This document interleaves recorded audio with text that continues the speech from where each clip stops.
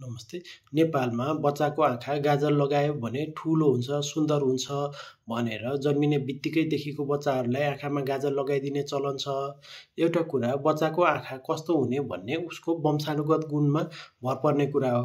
हामीले गाजल लगाइदिनाले अथवा केही गरेर बच्चाको आँखा ठुलो, राम्रो हुने, यस्तो नगरेर बच्चाको आँखा सानो हुने, नराम्रो हुने होइन। अर्को कुरा गाजलमा भएको विभिन्न केमिकलहरूले बच्चाको आँखामा इन्फेक्सन गराउन सक्ने, एलर्जी गराउन सक्ने, कन्जङ्टिभाइटिसहरूको जोखिम बढी हुने र एकदमै जटिल अवस्थामा त बच्चाको भिजन पनि लस हुन सक्ने जोखिमहरू हुन्छ। घरमै बनाएको गाजलहरू पनि आँखामा लगाइयो भने त्यो लगाउने क्रममा इन्फेक्सन हुन सक्ने, त्यसको पनि एलर्जीहरू हुन सक्छ।